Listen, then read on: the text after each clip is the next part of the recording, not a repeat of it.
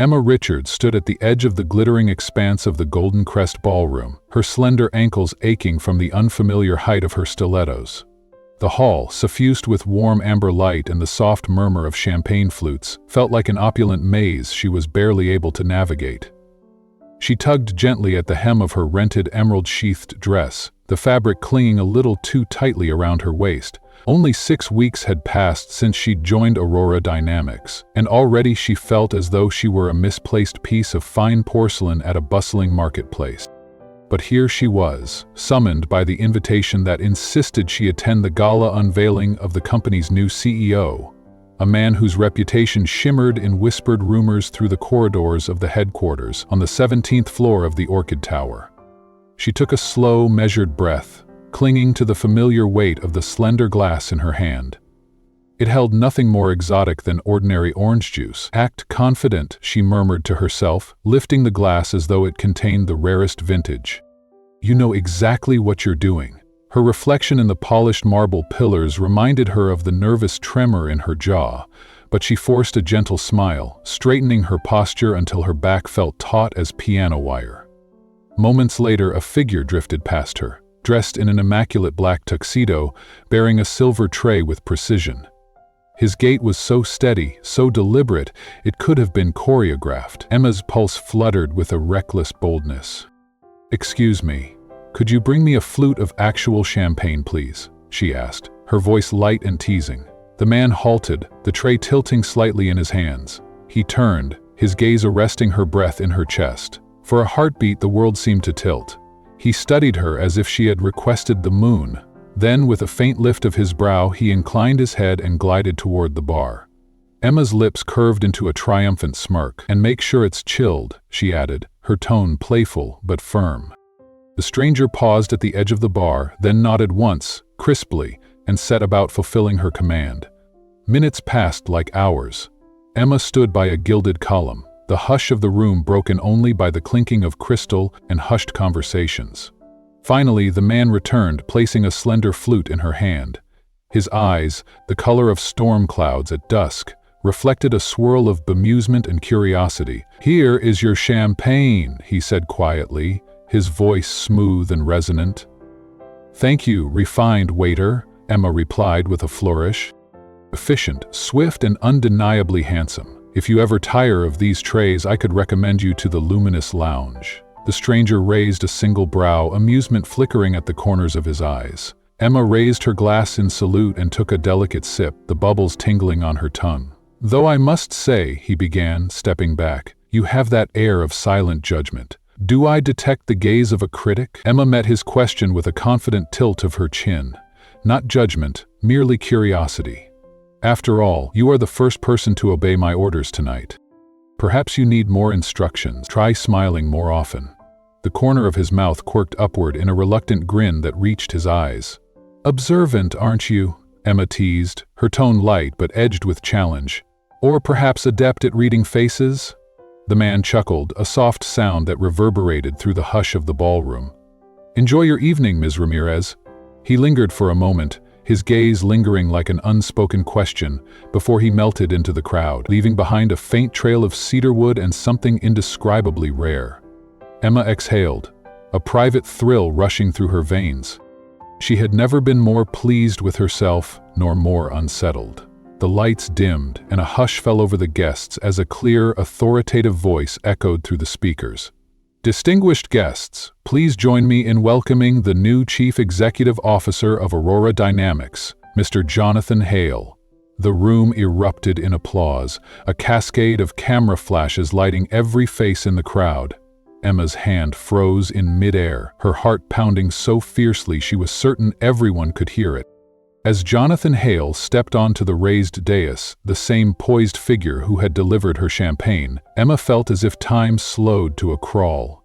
His gaze swept across the assembly until it found her, and there it stayed, a slow, knowing smile curving on his lips. Emma's throat tightened. She swallowed hard, attempting a graceful cough, but her mind was a riot of embarrassment. A concerned colleague offered her a glass of water, which she declined with a quick shake of her head, forcing a serene expression as applause rolled on. "Well done, Emma," she whispered to herself. "You just asked the CEO to fetch you champagne. Brilliant career move." The speech unfolded in a blur, acknowledgments to the board, visionary statements about innovation, commitments to bold collaboration. Every time Hawthorne's deep voice resonated, Emma felt the heat rise in her cheeks. She wished she could vanish behind the lush arrangements of white roses on the stage. When the address concluded, the guests resumed their chatter, and Hawthorne descended from the dais, greeting senior executives with measured grace. Emma made a swift retreat toward the grand double doors leading to the Arbor Hill Hotel lobby. The cool air of the foyer hit her like a wave, and she leaned against a marble column, closing her eyes to steady her racing heart.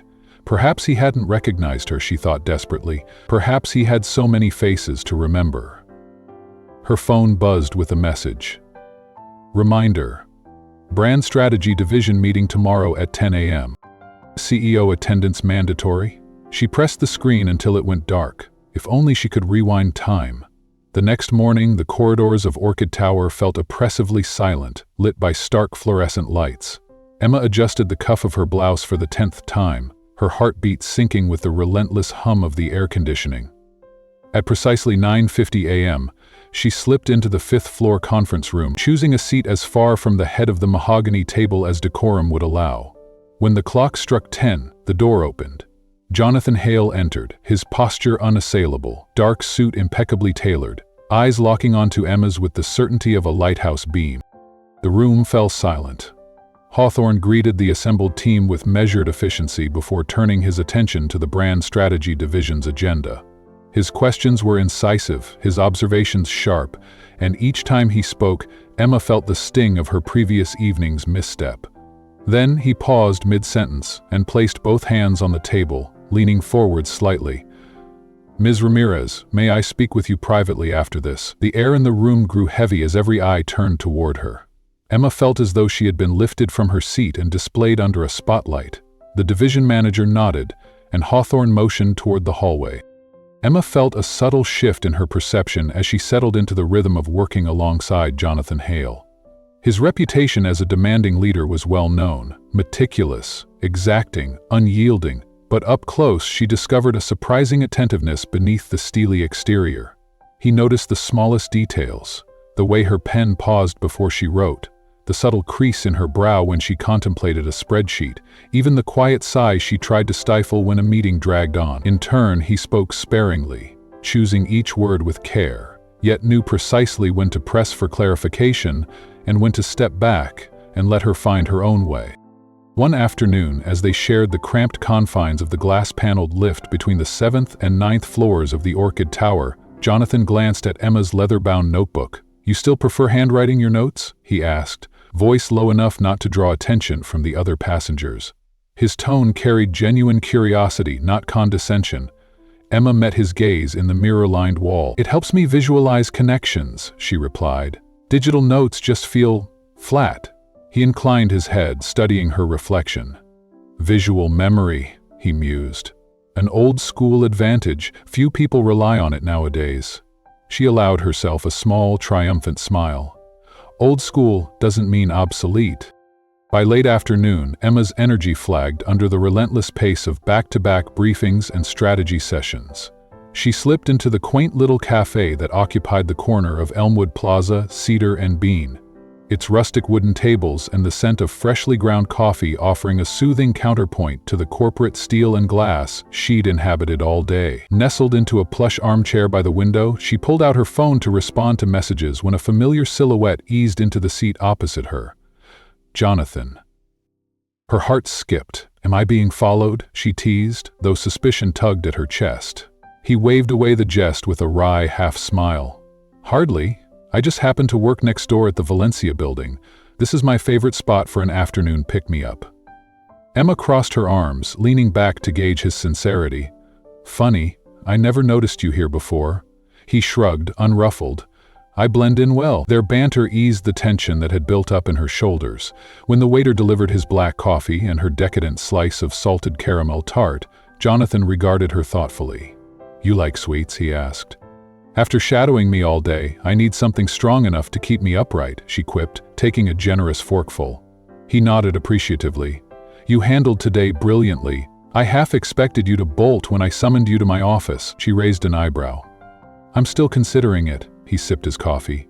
"Most people come into my office stiff with nerves. You masked yours with humor." She let out a soft laugh. "Sarcasm is my shield." He leaned forward, eyes bright. "And yet, I find it disarming." The next morning, Emma arrived early at the Zenith Complex break room, determined to claim the first cup of coffee. On Friday, while she was finalizing materials in the adjacent executive office, Jonathan appeared unannounced, jacket slung over one arm, car keys in hand. "I have an off-site meeting," he announced, voice brisk. "You're coming with me." Emma blinked. "Right now?" He handed her a printed agenda. "Yes. You're my assistant after all."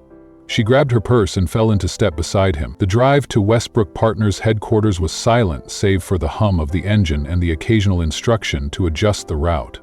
Jonathan drove with unwavering focus, but Emma caught him glancing her way as though weighing whether to speak. The meeting itself was succinct. He negotiated terms with poised efficiency, his manner both authoritative and collaborative. When they emerged into the afternoon light, he checked his watch. "Past noon. Care for lunch?" Emma hesitated, aware of how this blurred the lines between work and personal time, yet she nodded, curiosity overcoming caution. They found themselves in the intimate dining room of Ember and Ash, a dimly lit bistro known for its minimalist decor and hushed ambiance. Soft jazz drifted through the air as they settled at a corner table overlooking the rain-slick street. Emma thumbed through the menu, her appetite surprisingly brisk. Jonathan watched her over the rim of his water glass. "You seem tense."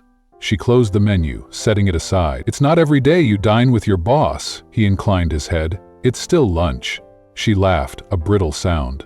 "That doesn't help." He signaled the waiter and ordered a simple fish dish. She chose a light salad.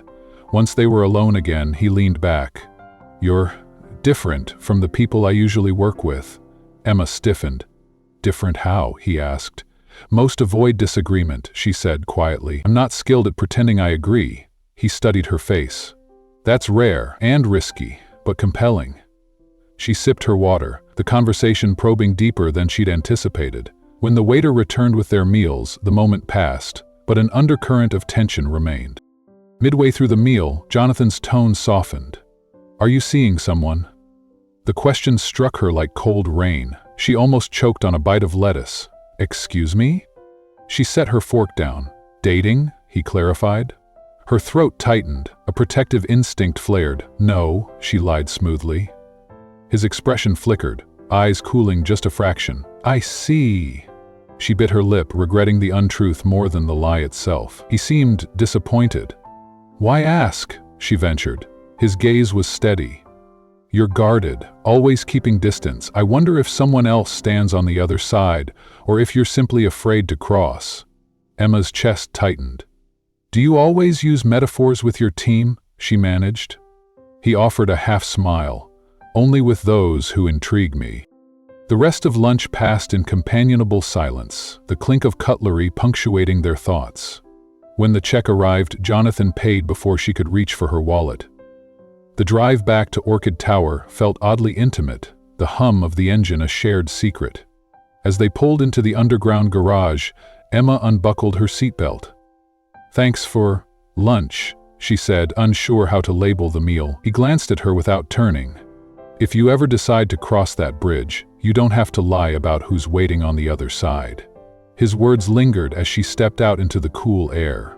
She tucked the crumpled napkin into her purse, her mind swirling with questions. Monday brought whispers in every corridor. As Emma navigated the bright, glass-walled hallways of Orchid Tower, she felt the weight of curious glances and half-suppressed smiles.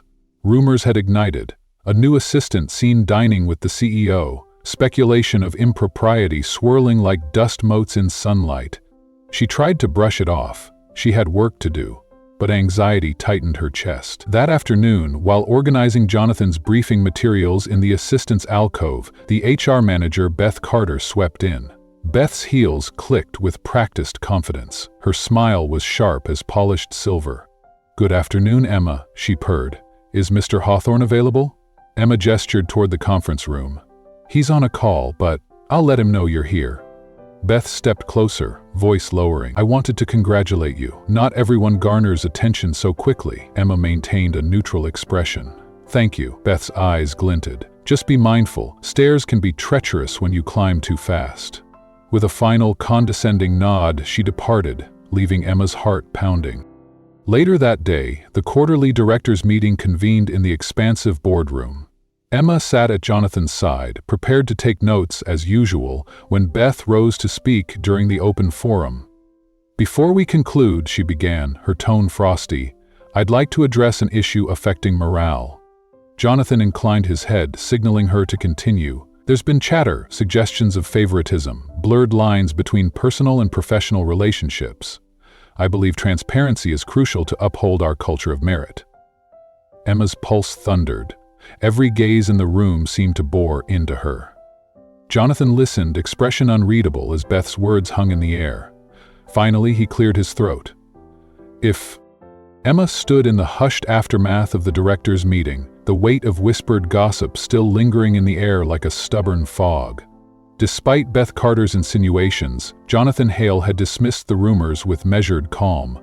They're just rumors, he had declared, voice steady as he addressed the room. My concern is what happens here, not idle chatter in the corridors. If any of you feel uneasy about someone stepping into a new role without the usual selection process, know this, I trust merit over tenure. Anyone, no matter how recently they joined, can earn a place on this team by demonstrating creativity, dedication, and professionalism. His gaze had flicked to Emma for a moment, a silent affirmation that he stood firmly by his decision. When he added, my door is always open, the room fell silent, the directors exchanging glances before settling back into their seats, the tension dissipating like steam. Hours later, long after the last executive had filed out and the conference room lights dimmed, Jonathan summoned Emma to his private office.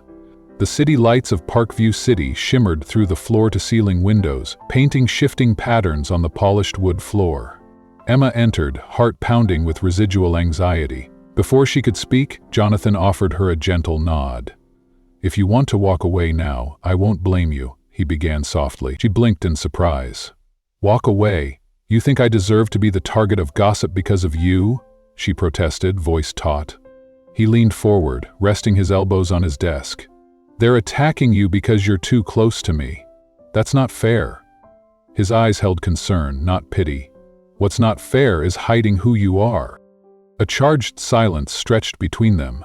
Emma's chest tightened as she wrestled with vulnerability. Are you okay with all this? He asked, quietly. No, she admitted, surprising herself with the honesty. I've learned to deal with unfairness, she said, voice firmer now. But I can't stand being treated like I didn't earn my place. Jonathan's lips curved in a small, approving smile. Then let's show them exactly who you are. He stood, moving to a whiteboard on the wall. Next week you'll lead the presentation on our internal communications strategy. Share the ideas you've poured yourself into. Let your work speak for itself. And after that, let them talk. Time will sort out the rest. Emma left his office feeling both invigorated and vulnerable. She spent the next days immersed in preparation, refining every slide, rehearsing each transition until the words felt like second skin. When Friday arrived, she stepped into the sleek, glass-walled boardroom of the Orchid Tower with a folder clutched in her hands and her chin held high. The director's table stretched before her like an arena, and she knew a few colleagues were eager to see her stumble. Jonathan sat at the head of the table, his calm presence a steady anchor amid her swirling nerves. Good afternoon, he began, voice resonant. Today, Emma Richards will present our new internal communications plan. Emma, the floor is yours. She inhaled deeply, the quiet authority in his introduction bolstering her courage. For 20 minutes, Emma guided the room through charts, case studies, and proposed initiatives designed to bridge gaps between departments. She wove anecdotes of past miscommunications with data-driven solutions, interactive newsletters, monthly cross-team workshops, a dedicated digital hub for feedback. Her voice, clear and confident, carried conviction. As she clicked through her final slide, the boardroom was enveloped in silence. Then, applause began. Tentative at first, then growing in warmth and volume. Jonathan was the last to clap, his eyes shining with pride. Even Beth Carter remained silent, her arms uncrossed, but her expression inscrutable. As Emma gathered her papers, a director from the product innovation team approached. Emma, that was exceptional. Let's discuss how to integrate your ideas into our next project. Emma smiled, genuine relief lifting her shoulders. Moments later, Jonathan intercepted her near the elevator. "See," he said softly, his tone both triumphant and tender. "Time did what it needed to do." Emma offered him a small, grateful smile. What helped most was being heard. He nodded, stepping aside to let her enter the cab. "You have more voice and more strength than you realize." She hesitated on the threshold. "You put me in that spot, knowing I'd be exposed," she said, "because you knew you could catch me if I fell." His gaze held hers, unguarded. "Always," he replied. The doors slid shut, leaving her alone with her reflection, a woman who had finally stopped running. Outside, the sky had darkened to a slate gray, clouds heaving ominously overhead. By the time Emma reached the lobby, rain lashed the glass facade in sheets, the wind howling through the plaza like a living thing. She fumbled for her phone. No rides available. "Perfect," she muttered, turning back toward the reception desk. From the shadows, Jonathan appeared, his blazer draped over one arm. "No drivers available," he observed, eyes meeting hers. "Honestly, I'm not sure leaving now is wise." Emma glanced at the swirling puddles outside. "Let's wait it out," she agreed, stepping onto the plush sofa near the concierge desk. They were nearly alone, a receptionist buried in paperwork and a security guard who barely looked up. Emma crossed her arms, drawing her knees in. "If I'd known, I'd have brought camping gear." Jonathan chuckled softly and settled beside her. "At this rate, we might need a boat." He paused, watching raindrops race down the lobby windows. "Have you been through storms like this before?" he asked. She considered. "Plenty of storms," she said, voice light, "but never one that trapped me in a glass cage with my boss." He raised an eyebrow. "Is that a compliment?" she teased. "Maybe," he replied, smile curling. "Depends on how you take it."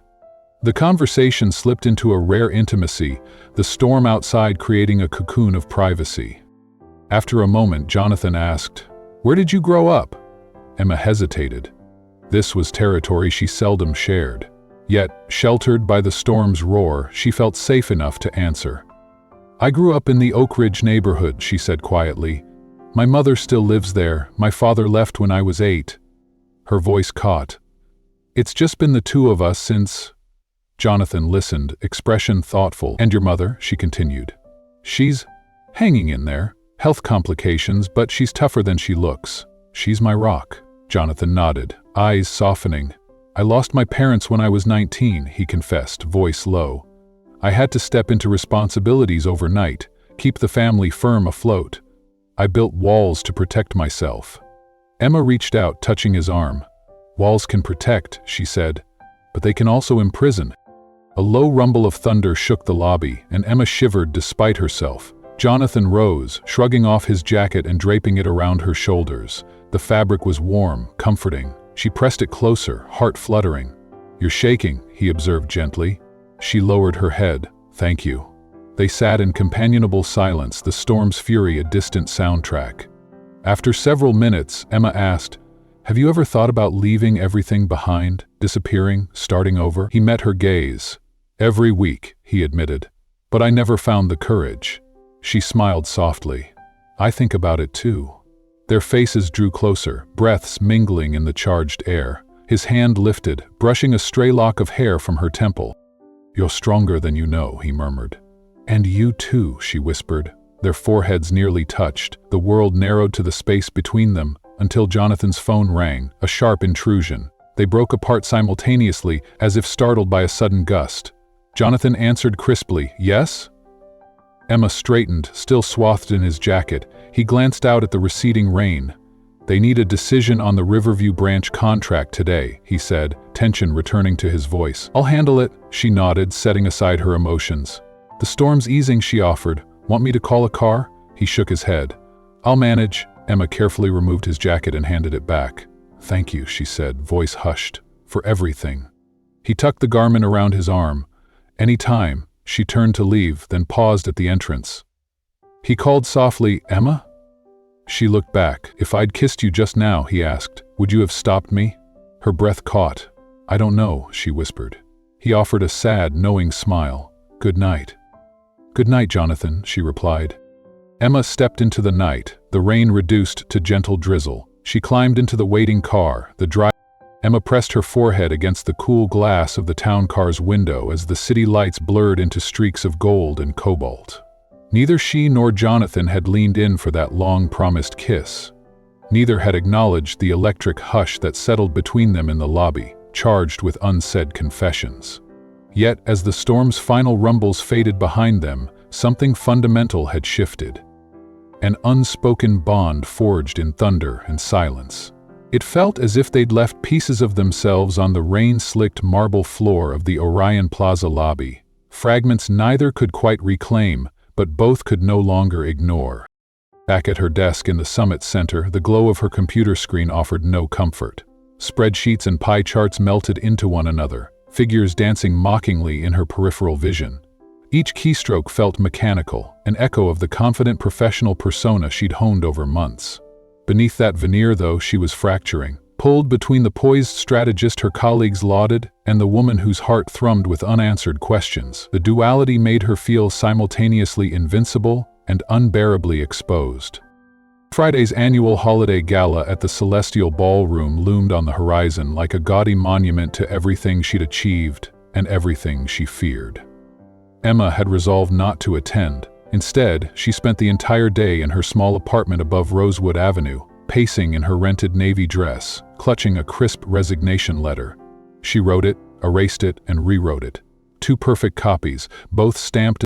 At precisely 5:32 p.m., letter in hand, she stepped into the hushed marble lobby of the Summit Center and approached the reception desk. "Mr. Hawthorne is in a meeting with 2 investors," the young attendant murmured, eyes sympathetic. "He'll be a few more minutes." Emma nodded, her pulse echoing in her ears, and retreated to the plush leather chairs by the panoramic windows. Outside, the streets glowed under street lamps and neon signs. Traffic swarmed like fireflies, and her heart thundered, urging her to flee. Or to finally speak. A shadow fell across her. She looked up to find Jonathan standing there, his blazer slung casually over one shoulder, storm-tossed hair still damp at the nape of his neck. His gaze settled on the envelope in her hand before meeting her eyes. She rose, shoulders squared despite the tremor in her throat. "I came to give you this," she said, voice steady. "I don't think I should stay." She extended the letter toward him. He studied the thick paper but didn't reach for it. Instead, his voice was quiet but firm. "Why?" Emma's chest tightened. "Because it's hard? Working here, pretending nothing happened, pretending nothing's changed?" She paused, tears she refused to shed flickering behind her eyes. "And I'm tired of proving I belong." Jonathan stepped closer, folding his arms. "You don't have to prove anything. Not to me, not to anyone." She swallowed, voice catching. "But I need to prove to myself that I can walk away with dignity." She offered him the letter again, a silent question. He shook his head, a rueful smile touching his lips. "You mistook me for a waiter that night. Then you treated me like one. Now you want to leave as if I'm still just that man." His words were sharp, but beneath them lay raw vulnerability. "No," she whispered. "Listen. I was patient, I was professional, I was the CEO you needed, but I was also the man hoping you'd see I wasn't just another boss." Her heart stuttered. "I did see it," she admitted. He searched her face. "Then why are you leaving?" She closed her eyes. "Because I care, and when we care too much we become vulnerable. I never asked you to protect yourself from me, but I asked myself to." Silence stretched between them, charged and tender. Jonathan inhaled, closing the gap. "If I asked you to stay, would you?" His question was both plea and challenge. Emma met his gaze, her own full of uncertainty and hope. "I don't know," she confessed. Gently, he took the envelope from her fingers, but didn't open it. "Let's make a deal," he said, voice hushed. "Come to the gala, just that. No decisions, no letters, no—" The Celestial Ballroom glittered like a jewel when Emma arrived. Its crystal chandeliers casting prisms of light across swirling gowns and tuxedos. Soft jazz floated above the murmur of conversation, and servers in crisp vests glided through the crowd with trays of champagne flutes. Emma's dark blue dress hugged her curves, the fabric shifting like water with each step. Heads turned as she entered, some in surprise, others in thinly veiled judgment, but she held her chin high, breathing in the scent of pine garlands and fresh ribbons. She spotted Claire, the marketing lead, perched at a round table strewn with hors d'oeuvres. Claire's eyes widened and she tugged Emma forward. "I thought you weren't coming," she hissed. Emma offered a small, wry smile. "So did I. But Jonathan asked." Claire nodded, her expression softening. "I don't think he's noticed you yet." Emma straightened her posture. She was here for him, but also for herself, to reclaim the narrative she'd almost surrendered. When the evening's speeches commenced, the room fell silent. Jonathan ascended the dais with the same effortless grace she'd come to admire. He paused, scanning the assembly until his gaze locked on Emma's. In that instant, the words he spoke were only for her, though hundreds of ears heard them. "This year challenged us," he began, voice resonant. "But it also taught us about rebuilding, not only our goals but our values and connections." Emma felt his eyes warm on her. "I'd like to leave you with one thought. We all misread people, judge too quickly, and miss what lies beneath. But if we dare to look beyond the surface, we might discover that some misunderstandings lead to our greatest insights." Applause swelled, and Emma's hands trembled as the room erupted in approval. Moments later, Jonathan made his way through clusters of guests until he stood before her. He offered his hand with a gentle smile. "Would you dance with me?" he asked, voice low. Emma's breath caught.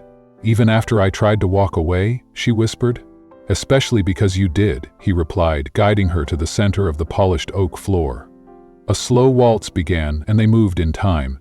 Each step a conversation of longing and forgiveness. Each turn a promise unspoken. Emma rested her head on his shoulder. "Do you still want me to stay?" she murmured. He held her close. "I want you to decide for yourself. But yes, I do." Her heart fluttered. "What if I make a mistake? Then we'll fix it together." When the final notes faded, Jonathan procured 2 flutes of champagne. He handed her one and raised his glass. "To the mistake that became our meeting, to the confusion that carved a path, to a beginning that felt like an error, but perhaps was exactly right." Emma's lips curved in a genuine smile. "To the stylish waiter," she toasted, "and to the woman unafraid to speak her mind." Their glasses chimed, the crystals ring a punctuation mark, and perhaps the prologue of something new. Dawn broke on New Year's Day with a crystal sky and a gentle breeze. The city stirred slowly, still carrying the warmth of celebration in its veins. Emma awoke before sunrise, refusing to rush. She brewed a pot of strong coffee, let soft melodies drift through her apartment, and sat by the window, watching dawn's colors bloom across the horizon. Her phone buzzed with messages, well wishes, resolutions, gossip from the gala. But she ignored them. Today she needed to hear her own voice above the clamor. It had been exactly 1 week since the dance, since the speech, since the champagne toast that felt like a covenant. She hadn't handed in her resignation. She hadn't returned to the Summit Center either. Instead, she'd asked Jonathan for time, and he'd granted it, without a word. Now, with the new year unfurling, the moment of truth had arrived. At 10 o'clock, she slipped into a wool coat and set out on foot. She navigated cobblestone streets to a tucked-away cafe called Maple and Mocha, nestled between a vintage bookstore and a florist's workshop. She chose a corner table, ordered her usual cappuccino dusted with cinnamon, and pulled out a worn notebook from her college days. But she didn't sketch project outlines or draft corporate memos. Instead, she penned a letter to herself. "Emma, you've come so far, through missteps, reinventions, and moments that demanded courage you didn't know you possessed. Now, ask yourself, what do you truly want? Not what others expect, not what seems safe, but the desire that pulses beneath your doubts." She wrote for nearly half an hour, the steam curling from her mug and the cafe's chatter a gentle lullaby. When she set down her pen, her coffee was lukewarm. She sipped it, savoring the quiet certainty that bloomed in her chest. She knew the answer. That afternoon, she boarded the city subway, disembarking 2 stops early so she could wander. She ambled along Elmwood Street, tracing the path to Hawthorne Academy, her childhood school, its brick walls now daubed with graffiti yet steadfast. She paused before the courtyard gates, remembering rehearsals for school plays, the thrill of embodying another story. Back then, she dreamed of the stage. Later, life rerouted her ambition. But the spark to tell stories, to move hearts with honesty, had never dimmed. Perhaps it was that spark Jonathan had recognized. At 5 o'clock, she arrived before the gleaming facade of the Summit Center. The lobby was empty, employees off for the holiday, but Emma felt neither hesitation nor fear. With each step across the marble floor, she embraced the answer she'd found. She would stay, not out of obligation, but because her own story was still unfolding here. Emma paused in the deserted lobby of the Summit Center, the soft echo of her heels the only sound beneath the high glass ceiling. The plush reception chairs sat empty, the security desk's monitors casting a cool blue glow, yet she felt no hesitation, only the quiet certainty that Jonathan would be waiting. With a measured breath, she stepped into the bank of elevators and pressed the button for the 17th floor. As the doors slid shut, her heart thrummed, not with fear, but with the resolute clarity that this moment would define her next chapter. When the elevator chimed and the doors opened onto the Orchid Tower corridor, Emma's pulse quickened. She strode directly to Jonathan's office door, her fingers brushing the polished brass handle. Without pausing, she knocked firmly and entered. There he stood, silhouetted against the panoramic view of Parkview City. Crisp white shirt, sleeves casually rolled to his elbows, hands resting lightly on the windowsill. He turned, offering her a small knowing smile. "I'm back," Emma announced, voice steady. Jonathan's brow quirked in gentle surprise. Jonathan's expression shifted to admiration, tinged with something deeper. "You want to leave?" he asked, voice hushed. "I want to fly," she replied, lifting her chin. "I've accepted an offer to lead a community media initiative at the Riverside Heights Community Theater. It's a program that brings together young people from underserved neighborhoods, teaching them writing, theater, and film.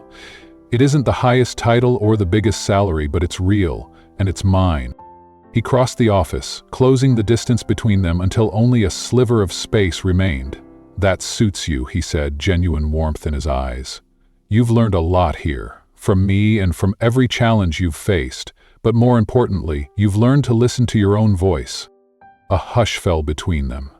Emma felt the weight of months, the ambition, the fear, the near resignation condense into that moment. "So does that mean we're over?" Jonathan asked, his tone direct yet vulnerable. She inhaled, steadying herself. "It doesn't have to end," she said, "but it shouldn't begin the wrong way either." "What would the right way be?" he asked. "When it's not boss and employee," she murmured, "but Jonathan and Emma. Two people, two choices, paths that cross because they want to, not because they have to." He stepped closer, his voice low. "I want to see you happy, even if from a distance. But if I could choose, I'd rather be by your side than find you later, when everything is clearer and it's not about running or impulse, but about a real decision." Emma met his gaze, seeing in his eyes an understanding and respect that spoke volumes. "Then I'll wait," he said softly. "Gladly," she replied, a gentle smile blooming. They didn't kiss. They didn't exchange vows. Instead, they simply stood together, knowing that this was not an ending, but the beginning of something neither could yet name. 2 months later, Emma dashed through the cramped backstage corridors of the Riverside Heights Community Theater. The scent of paint and sawdust mingled with the nervous energy of the young cast preparing for their debut performance. The auditorium was filled to capacity, rows of folding chairs occupied by proud parents, local residents, and curious neighbors. Emma, clad in jeans, a comfortable sweater, and a simple behind the heavy velvet curtain, a 12-year-old girl trembled in a homemade costume. Emma knelt before her, placing a reassuring hand on the girl's shoulder. "You've worked so hard," she whispered. "You know every line, and even if you stumble, the most beautiful part is that you try. Courage isn't the absence of fear, it's acting despite it." The girl's eyes brightened. She drew a steadying breath and, with newfound resolve, stepped onto the stage. When the final curtain fell, Emma joined the students on stage. Beaming, she addressed the audience. "Tonight you witnessed the strength inside each of these young artists. Remember, you can go anywhere you choose. Never let anyone tell you otherwise." The crowd rose in a standing ovation, cheers echoing against the high ceiling. Backstage, someone tapped Emma's shoulder. She turned and froze, Jonathan stood there in dark jeans and an open-collar shirt, a shy smile lighting his face. "They told me you were working miracles," he said softly. Emma laughed in surprise. "What are you doing here?" "Dropping off an emotional performance report," he teased. "Approved. With honors." She threw her arms around him in a long, genuine hug. "You've changed," she murmured into his shoulder. He pulled back, eyes bright. "So have you." She took a step back, studying his face. "How did you hear about this?" she asked. "Claire," he replied. "She said you were leading something extraordinary, shining more than ever." "And the company?" Emma inquired. "It's thriving," he assured her. "But I think I missed my assistant." He smirked. "That position doesn't exist anymore. Now you're the youth talent coordinator."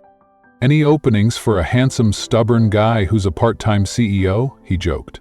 "Maybe," Emma said with a grin. "If he's humble enough to start from scratch." "I am," he declared, stepping closer. "And I have courage, even when I'm scared." Emma hesitated, then extended her hand. "Welcome to my world, Jonathan." He took her hand in both of his. This time there were no barriers between them.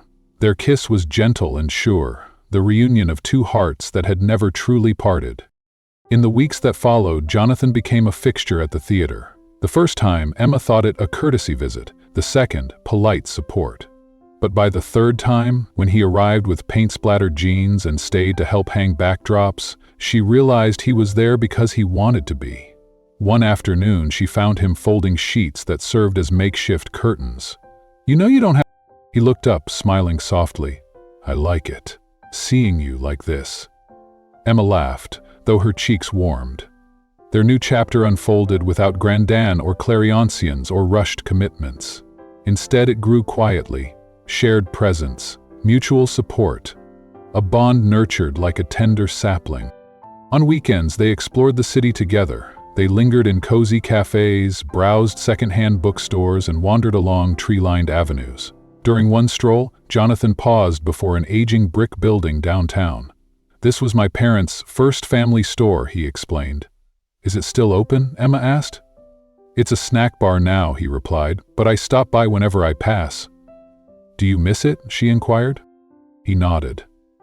"I do, but I've learned that change can bring new beginnings." She squeezed his hand. "You've changed me, too. You gave me the courage to find my own path." Jonathan lifted her hand to his lips. "Isn't it funny how it all started with a glass of champagne?" Emma burst into laughter. "And you thinking I was the waiter?" "No," he teased. "With you thinking I was." She laughed again, the sound bright. "I still think that tuxedo made you look like you served drinks. Now you look like the one who brings me coffee on Sunday mornings." He grinned. "Is that a hint?" "A clear one," she replied, leaning in. The next Sunday, Jonathan appeared at her doorstep carrying a bag of freshly baked cheese bread and a box of herbal tea. "I didn't bring coffee," he admitted with a proud grin, "but I brought the rest of breakfast." "That's a great start," Emma said, pulling him inside. They spent the morning in unhurried ease, laughter drifting from the kitchen, the scent of baking bread, soft music playing in the background. Emma slid the golden loaves onto a plate while Jonathan set the table with mismatched mugs and a vase of wildflowers. When they finally sat down, Emma studied his face across the table. "Jonathan," she began, "do you think we could keep this simple?" He looked back, eyebrows raised in playful curiosity. "Simple?" she repeated, voice tender. "Without overcomplicating things, without letting it become a tired routine." Jonathan reached across and took her hand. His eyes held hers with a quiet promise. "We can," he said softly, "because us is worth keeping simple, every day." She smiled, the warmth in her chest blossoming into contentment. Outside, the city hummed with possibility. Inside, they shared a peaceful moment that felt like home. Emma lingered at the edge of the courtyard as dusk settled, the fading light a gentle reminder that their agreement, to choose each other one day at a time, needed no grand promises. "No vows," Jonathan had said with that easy smile, "just us, deciding tomorrow when tomorrow comes."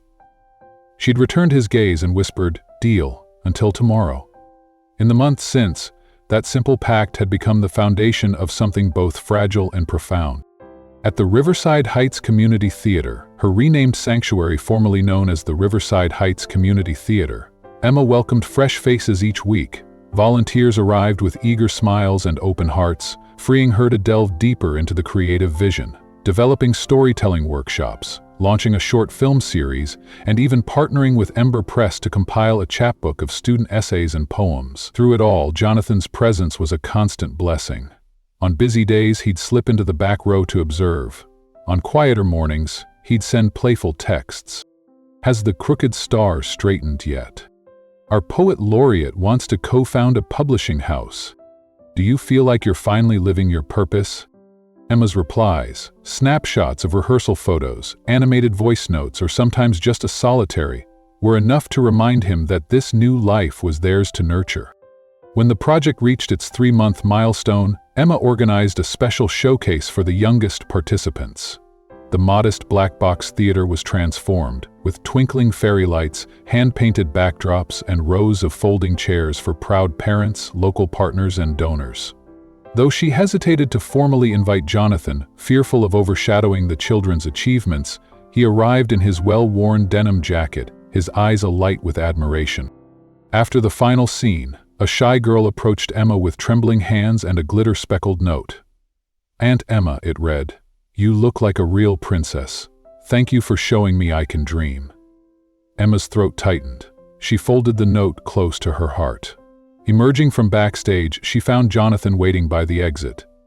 "Did you see this?" she asked, voice thick. He took her hand, thumb brushing the paper's edges. "You deserve to hear that every day," he murmured.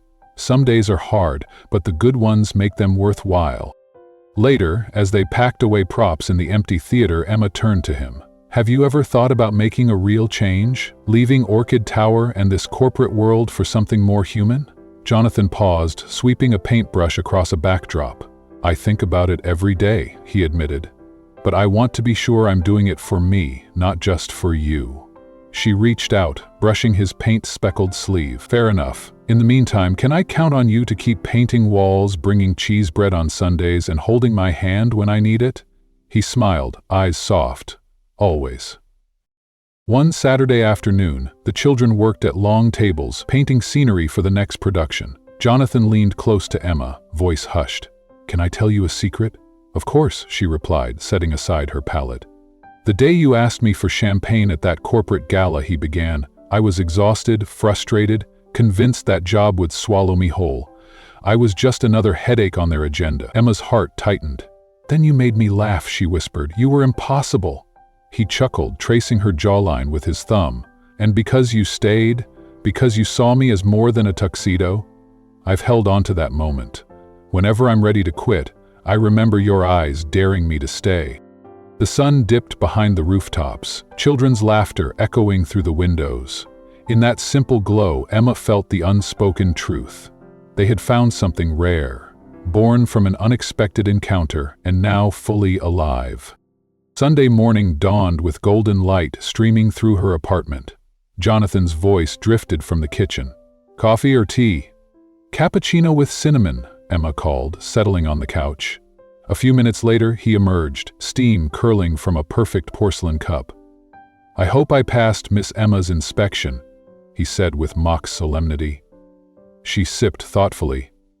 8 out of 10, keeping the contract out of respect for your effort." He grinned. "Am I climbing in your personal stock market?" "A slight uptick," she teased. Their laughter mingled with the soft hum of the city waking below. But beneath the light banter, Emma sensed a subtle tension. Jonathan fiddled with the teaspoon, avoiding her eyes. "What's on your mind?" she asked gently. He set the napkin down. "I got an offer, an international project in London. 3 years." Her chest constricted. "That's incredible." He nodded. "I haven't decided yet. It's a huge opportunity." She forced a smile, though her face felt rigid. "Of course it is." He wrapped his hands around the cup, voice low. "I don't want this to change what we have, but I don't know what 'we' means if I'm across an ocean." Emma inhaled slowly. "We never made promises, remember? Always until tomorrow." He offered a small, rueful smile. "But I want there to be many tomorrows." Her throat tightened. "And if there are?" he pressed. Even with you far away, she hesitated, then admitted, I don't know. The silence that followed was sharper than any argument. She leaned forward, elbows on her knees. Why tell me now? He asked. Because I don't want you to learn from the press, he replied, and because your opinion matters most. Emma closed her eyes, steadying her racing heart. I want you to take it if that's what you truly want, for you, not for me, and if I want you to stay, then stay, but make the choice for yourself. He reached out, sliding onto the couch beside her. Emma, I love you, he said, voice trembling. She turned to face him, vulnerability shining in her gaze. I love you too, Jonathan, but love won't stop time or distance. If you go, it'll hurt. If you stay, maybe it will too. And if nothing works, at least we were honest. He nodded, pressing his forehead to hers. I just don't want you to feel left behind. She brushed her hand across his cheek. I'm not left behind. I'm walking my own path. In the days that followed, the topic receded. Jonathan continued to help at the collective, though his visits grew less frequent. One Thursday evening, as she sorted through audition tapes in her small office, Claire burst in with a bag of cheese puffs and wide eyes. You're going to tell me now, or I'm feeding you these until you spill, she teased. Emma smiled wanly. What did you see? Claire folded her arms. Jonathan's face at rehearsal, like someone saying goodbye. Emma bit her lip. He got the London offer. Claire whistled softly. 3 years, are you going with him? No, Emma replied. And he didn't even ask. I want him to choose to stay. I don't want to be the reason someone feels trapped. Claire placed a comforting hand on her shoulder. And if he goes? I keep going, Emma said firmly. If he comes back, we'll see. Claire squeezed her hand. You're so strong. Emma shook her head. It's not strength, it's survival. That weekend, Jonathan surprised her by showing up with 2 cardboard boxes. First book donations from Ember Press, he announced, hefting the packages. Thought I'd bring them before the post office lost them. Emma laughed, relief flooding her chest. I thought you'd already be in London. He shrugged, setting the boxes down. Not yet. Maybe I'm on my way. She nodded, offering him a quiet smile. He asked if he could watch the students rehearse. They settled in the back row as the children performed a reconciliation scene penned by Matthew, an 11-year-old who'd rarely spoken up. One character declared, I left because I thought the world was bigger than you, but found it was smaller without you. Emma's throat constricted. He reached for Jonathan's hand. He squeezed hers, eyes misty. As the lights dimmed, he turned to her. I haven't left yet. The transfer is postponed, but the decision is still mine. She traced the back of his hand. And have you made your choice? He asked. Emma paused, voice soft. Part of me wants to grow out there, but the other part can't leave the place where I found peace. He brushed a thumb across her palm. Then don't rush. She met his gaze. Just don't ask me to wait, I never would. He smiled, relief in his eyes. Because if I'm going to have you, I want all of you, not just a part. On Monday morning, Emma discovered a cream-colored envelope slipped beneath her office door. Her name was written in Jonathan's familiar scrawl. With trembling fingers, she opened it to find a folded note. Emma, I don't know what I'll choose tomorrow, but today I know this. I choose you. Tears pricked her eyes as she read and reread his words. In that moment, the uncertain future, London or home, distance or togetherness, felt less daunting, because today they had chosen each other once more. Emma held the slender leather bracelet between her fingers, tracing the tiny silver airplane charm as though it might whisper its secret. She pressed it against her heart, recalling the last lines of Jonathan's note, scrawled in his unmistakable script. You saved me from myself. Wherever I go with you, everything feels more real. See you soon. She slipped the bracelet onto her wrist, the clasp clicking softly. It felt both like a promise and a benediction, and perhaps in its own quiet way, a farewell. When Jonathan departed for London, there had been no grand goodbye. He'd vanished from Riverside Heights Community Theatre's corridors without a wave, leaving no message on her phone. It was only through Isabella, her steadfast colleague and friend, that Emma learned of his departure. Isabella had slipped her a printed memo from the company intranet. CEO Jonathan Hale embarks on a new international assignment at the London headquarters. Duration, to be determined. Reading those words, Emma felt the world shift beneath her feet. It wasn't unfair, she understood the gravity of his opportunity. Perhaps he lacked the strength to leave while she watched him go, so he chose silence instead, carrying their final touch like a sacred secret. She respected that choice, though it hurt like a winter wind through an open window. In the days that followed, time seemed to stretch beyond its usual bounds. Emma threw herself in, landed safely. My flat is tiny but cozy. First London meeting tomorrow, feeling like a junior intern. Found a cafe that reminds me of yours. Almost ordered a cinnamon latte. Emma responded with care, mindful of not sounding too expectant. But as the weeks passed, his messages dwindled, first to once a day, then once a week, until they ceased altogether, not because their bond had fractured, but because life in its relentless momentum sometimes carries people into divergent currents. She refused to chase him. Instead, she honored the silence as one honors an unbidden season. Yet each night she slipped his note into the pages of the dog-eared novel she read before sleep. Every morning she slid the airplane bracelet onto her wrist, its weight a gentle reminder of what had been and what might still be. One afternoon she found herself sharing cornbread cake in the project's sunlit cafeteria with Daniel, a volunteer history teacher whose warm smile and calm presence had quickly become a source of comfort. He looked at her thoughtfully and asked, "Have you ever had someone enter your life and change it simply by being there?" Emma paused, stirring her tea. "Yes," she admitted, "but he didn't just pass through, he stayed, even from afar." Daniel nodded, offering no further questions, giving her space to carry her truth. Meanwhile, the children of Meadowbrook asked after Jonathan in their own innocent way. During a break in rehearsal, little Sophia tugged at Emma's sleeve. "Is the man with the crooked star coming back? The one who brings the cheese bread?" Emma laughed, tousling Sophia's hair. Sometimes, she answered, "I don't know," other times, "Maybe." Yet inside, her own heart yearned for the certainty she couldn't yet claim. Then came a moment that took her breath away. Lucas, the quiet boy who had penned the reconciliation scene, approached her backstage and pressed a glittering note into her hand. He whispered, "People sometimes travel far away to learn the way back." Emma gripped the paper tighter than she expected, tears brimming in her eyes. In the 4th month after Jonathan's departure, Isabella appeared at Emma's desk with an envelope she'd rescued from her tote. "I shouldn't show you this," Isabella said gently, "but I think you need to see it." Inside was a special edition of Global Leadership Quarterly, its cover emblazoned with a portrait of Jonathan in a tailored suit, London's skyline behind him. The center spread bore his interview, the pull quote catching Emma's breath. "London has been a classroom, but what taught me the most was someone not here. She showed me what it means to be present, even in absence." Emma read those words over and over, unsure whether to smile or to weep. He was thinking of her, though.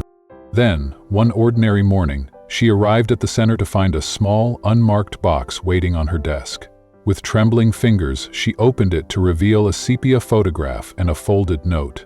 The photo showed Jonathan seated on a park bench at Hyde Park Commons, a child perched on his knee, both smiling into the camera's lens. Emma recognized the warmth in his eyes. Inside the envelope, his handwriting read, "Emma, words often escape me, but the longing never did. I took this on a Saturday, wondering if you were under the same sun. I don't know what we are now, but you remain my north."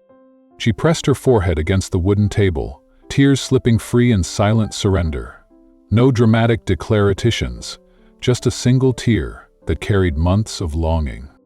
Life continued. The spring production was a triumph, earning a feature on the local arts program. The Riverside Heights Community Theater received municipal support. Emma herself was nominated for a Community Impact Award. Yet each accolade left a hollow echo in her chest, the space where his laughter once lived, the silence of his absence, the memory of his hand finding hers in the dim glow of backstage corridors. Then, as winter crept in, an announcement shifted everything. The European Children's Cultural Festival invited Meadowbrook's young troupe to perform on London's South Bank stage. Emma reread the email in disbelief. "We would be honored to showcase your production abroad, introducing these children's voices to an international audience." She gathered her team, voice steady though her heart fluttered. "We're going to perform our play across the sea," she told them, Cheers erupted, volunteers embracing, children dancing in excitement. But beneath the joy, a quiet storm brewed in Emma's soul. London. He would be there. In the weeks of preparation, Emma managed flights, visas, lodging, every logistical detail, but never mentioned Jonathan. On the eve of their departure, she shared a room with Isabella in a modest guest house near the Thames. As they organized costumes, Isabella finally asked, "Will you look for him when we arrive?" Emma paused, folding a costume's hem. "I don't know if I should," she whispered. "What if he came and didn't find the woman I've become?" Isabella laid a hand on her shoulder. "Then let him find her," she urged, "but only if he truly wants to." On the morning of the festival premiere, the children delivered a performance that brought the audience to its feet. Emma, choked with pride, was summoned on stage to accept a bouquet of lilies. She spoke into the microphone. "This project was born from scarcity, but blossomed through love. Tonight, our story crosses borders not out of ambition, but out of the simple power of hope." As the applause washed over her, she glimpsed a familiar figure slipping out of the hall, Jonathan, retreating before their eyes could meet. Her heart tightened. That night, back in their guest house, Emma sorted programs when a gentle knock sounded at the door. Isabella answered and stepped aside. There he stood, dark jacket over his arm, eyes luminous with something between joy and vulnerability. Emma rose, breath catching. "I saw you on stage," he said softly. "I wanted to slip away before our gazes tangled too soon. You deserve every accolade and more." She nodded, tears glimmering. He continued, "I've thought of you every day. I needed to discover who I was without you, and now I understand." She waited. "I learned that you're not my world. You're my compass. The world is mine to choose." He stepped forward, voice earnest. "And I choose to come back, to wherever you are." Emma felt her chest swell. "I needed time too," she replied. "I learned that loving means letting go, but sometimes when someone returns, we realize love was only ever quiet." He reached for her hand. "Is there still a place for me in your world?" She answered without hesitation. "There always was." In that moment, the silence between them felt warm and full, like home. After the London Festival, Meadowbrook's ensemble was invited to tour regional schools and community centers, sharing their stories across the country. Emma managed the expansion with renewed passion, supported by a growing network of volunteers and sponsors. Jonathan, too, recalibrated his career. He continued advising select London firms, but adopted a more measured schedule, declining offers that clashed with his values. With his extra hours, he made certain to be by Emma's side. Weekends wandering English villages off the beaten path, sampling local bakeries, and lingering over cups of tea in cozy pubs. They laughed together at small things. The way a stray dog followed them through a market. The accidental mismatch. The morning light filtered through the maple leaves as Emma slipped into the passenger seat of Jonathan's car. It was a crisp Saturday, one that felt ordinary enough until he handed her a soft silk blindfold. "Trust me," he said with a grin that tugged at the corners of his eyes. "It's just a walk." Emma arched an eyebrow. "Jonathan Hale, you once took me to paint the north wall of Hillside Park and called it an art picnic. I have reasons to be suspicious." He only laughed, the sound warm and familiar. "But you painted the most beautiful star I've ever seen. Crooked, but unique." She chuckled and allowed him to cover her eyes. The car rolled to a gentle stop. He guided her hand to the door and she stepped onto soft grass. The air smelled faintly of wildflowers and damp earth. After a moment, he removed the blindfold. Before her stretched a dreamscape, an open meadow sloping toward Silver Lake. Lanterns hung from the low branches of birch trees and a white canopy draped with gauzy fabric. Cushions in shades of lavender and gold were scattered around a rustic wooden table set with 2 flutes of champagne. Above, a delicate timeline of photographs swayed in the breeze. Moments captured from the day she mistook him for a waiter, their first dinner at Ember and Ash, her triumphant presentation at Orchid Tower, their rain-soaked waltz in the lobby, and the embrace backstage at the theater. Emma blinked back tears. "Jonathan, what is all this?"